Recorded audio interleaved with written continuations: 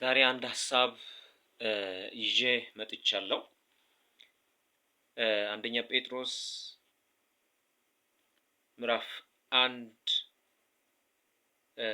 ከቁጥር 7 ላይ እንደዚህ ይላል።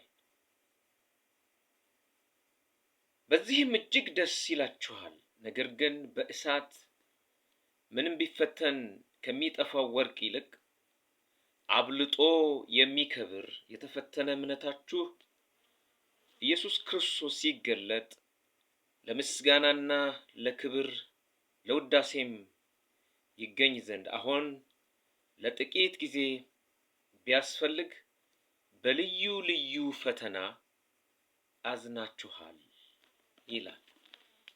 ያዕቆብም ላይ ያለውን ቃል አነባለሁ። እንደዚህ ይላል። ያዕቆብ መልእክት ምዕራፍ 1 ላይ ከቁጥር 12 ላይ በፈተና የሚጸና ሰው የተባረከ ነው፣ ከተፈተነ በኋላ ለሚወዱት ተስፋ ስለ እርሱ የሰጣቸውን የሕይወትን አክሊል ይቀበላልና። ማንም ሲፈተን በእግዚአብሔር እፈተናለሁ አይበል፣ እግዚአብሔር በክፉ አይፈትንምና። እርሱ ራሱስ ማንንም አይፈትንም። ነገር ግን እያንዳንዱ በራሱ ምኞት ሲሳብና ሲታለል ይፈተናል ይላል። ፈተና ግድ ነው። መፈተን ግድ ነው። ለምን እፈተናለሁ፣ እንዴት እፈተናለሁ የሚባል ነገር የለም። 4 የፈተና ምንጮች አሉ። አንደኛው ሰይጣን ነው። ሁለተኛው ሰው ነው። ሶስተኛው ግለሰቡ ራሱ የፈተና ምንጭ ነው። አራተኛው እግዚአብሔር ነው። ይህን ሀሳብ በጥልቀት ለማውራት አይደለም። ማንኛውም ሰው በዚህ ዓለም ሲመላለስ ሲኖር ፈተና ግድ ነው። መፈተን ግድ ነው።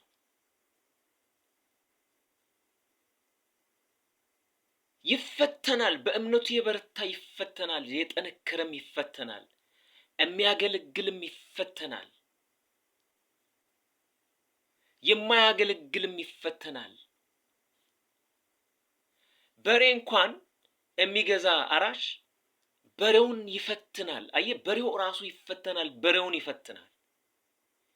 ያልተፈተነ በሬ መጥቶ ማረስ አይችልም።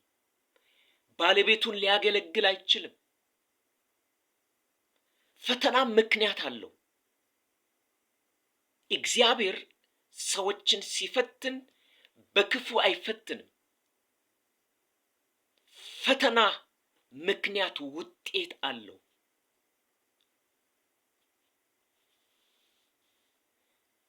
ፈተና መጨረሻ የሚል ጉዳይ አይደለም። ፈተና ጨርሻለሁ የሚባልም ጉዳይ አይደለም። አንዱን ሲያልፉ ሌላው ይመጣል። ሌላውን ሲያልፉም ደግሞ ሲሻገሩ ሌላው ይመጣል። ፈተና ልዩ ልዩ በየአይነቱ ይሁን እንጂ ሁሉም ተፈታኝ ነው። ሁሉም ተፈታኝ ነው። ያልተፈተነ ደስታ አያይም። ያልተፈተነ አይከብርም። ያልተፈተነ አያመሰግንም። ያልተፈተነ አያድግም። ያልተፈተነ አይሾምም። ያልተፈተነ ኃላፊነት አይሰጠውም። ያልተፈተነ ነገሮችን የመቋቋም አቅም፣ ጉልበት፣ ኃይል አይኖረውም። ዛሬ በልዩ ልዩ ፈተናና መከራ ውስጥ እያለፋችሁ ያላችሁ ደስ ይበላችሁ። ምክንያቱም ክብር ይጠብቃችኋል። አሁን ባነበብኩትም ስፍራ ይሄንን ይናገራል። ድል ይጠብቃችኋል፣ ደስታ ይጠብቃችኋል። የማያልፍ የለምና ይህም ያልፋል።